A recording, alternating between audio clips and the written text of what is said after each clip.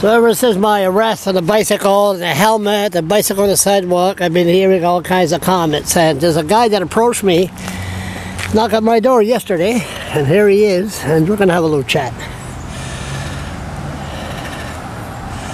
How you doing? Good, how you doing today?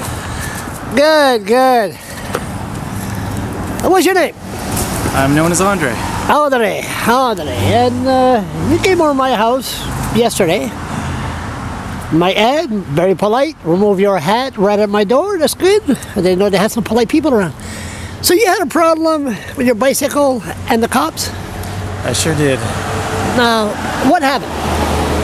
On Friday, October 7th, I was traveling up this street here, Aberdeen Street, and while I was actually on the road, traveling east down the street, I heard a car behind me that I heard the squeal of tires, so I knew it was driving quite fast. I heard the rev. Driving fast on Aberdeen Street? Wow. Yes, I heard the squeal of the tires and I heard the engine rev. I knew that it might have, for my own protection, I decided to get off the street because it might have been some driver, driving recklessly. Yep. So I pulled off the street onto the sidewalk, and when I pulled onto the sidewalk, I noticed on my left that there was a police car rolling up beside me.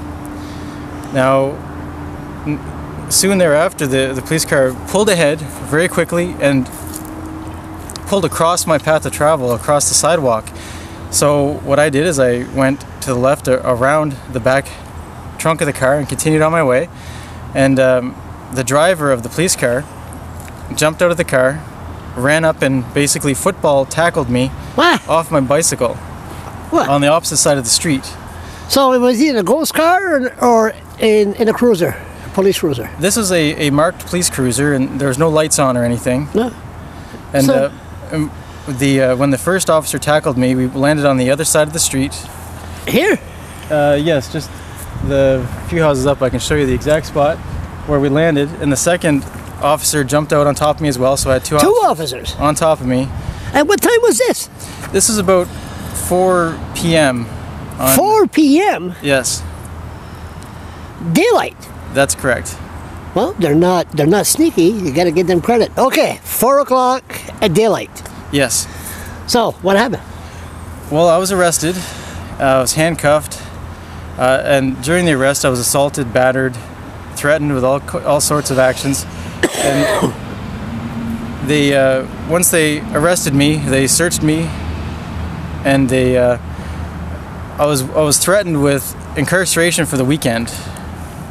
This happened on a Friday? It's happened on a Friday, and I was told I'd be spending the weekend in jail. I was threatened with spending the weekend in jail.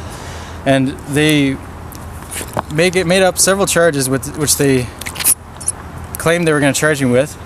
And in the end, I was provided what was claimed to be a ticket for $50 for riding on the sidewalk with a bicycle, and released. But you weren't riding on the sidewalk.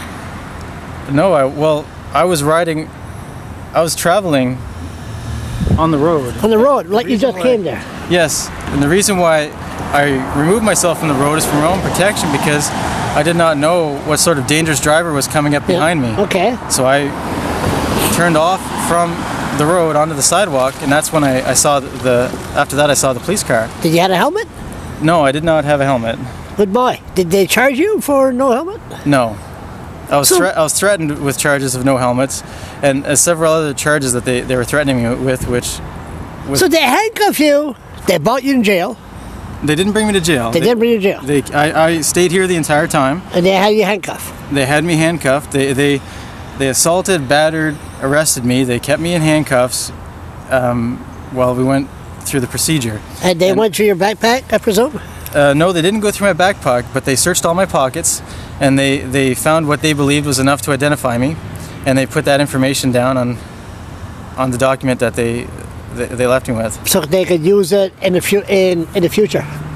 That's what they did. They did with me. So you were singled out because you were riding a bicycle. Yes. You don't have a record? You're not the 10 most wanted list? No, I have no police record. I've never been You're a good convicted of law-abiding anything. I'm a law-abiding citizen. I'm not a citizen. I'm a law-abiding individual. I don't claim citizenship. I don't claim. That's another story. Yes. But the bottom line is, on a Friday at 4 p.m., maybe the cops wanted to get trained to get ready for the tannery that night. Maybe they were playing football. Maybe they wanted me for target practice. But what's really terrible to me is that how could the investigation cause more damage than the possible infractions they wish to impose on me?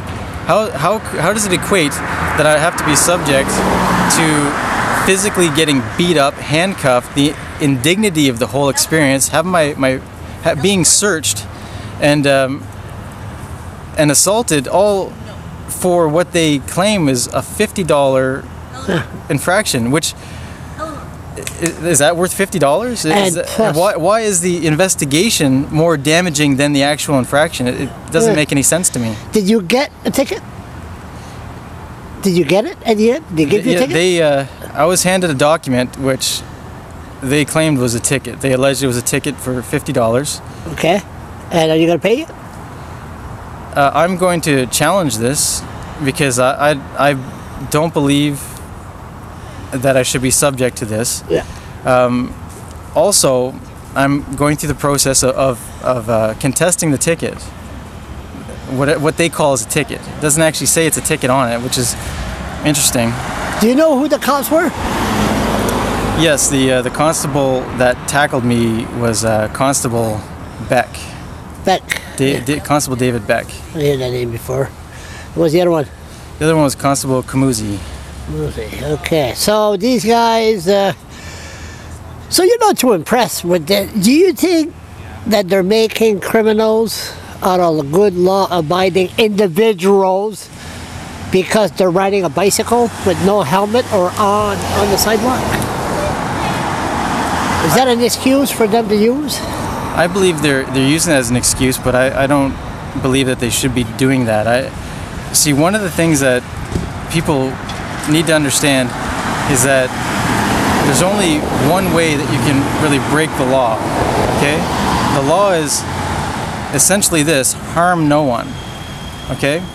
That's the law. It's not very complicated, and it can be expanded out to harm no one, harm no one's property, and do not engage in fraudulent contracts.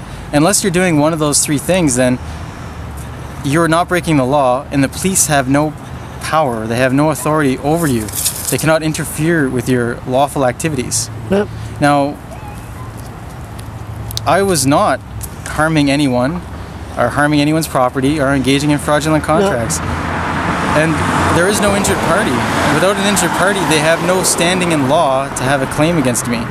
So, what is the point of all this? Yeah. If it's just the corporation called the City of Fredericton, which is generating revenue by arbitrarily handing out these things they call tickets to people to generate money, then let's just call it what it is, rather than pretending that it's somehow in the interest of public safety. Because it's not in the interest of public safety to go tackling people and possibly breaking their necks, arms, legs. You know, you could lose teeth in one of these exchanges. You born here? No. Where were you born? Well, I was individual? Where you born? I'm not sure exactly where. Where you born? Which province? That would be hearsay. Which province? I don't want to say. Don't want to say. Yeah. So it's irrelevant for what we're discussing today. Yeah. Okay. So no problem. So how long you been in the city? I've been here for several years now. Okay. Probably about 8 years. Okay, that's good enough. Same here. 8 years. So you got a different perspective of the Fredericton Police Force? I have a different perspective of the Fredericton Police Force than most, and it's being reaffirmed by experiences like this. All I ask is that the police department act lawfully. Yeah. And is that so much to ask? I mean, if they're acting... See, what's interesting is that if you actually go to the Government of New Brunswick website, and anyone could look up the Police Act of New Brunswick, and you can see the oath of office that these police are allegedly supposed to swear out before becoming police officers.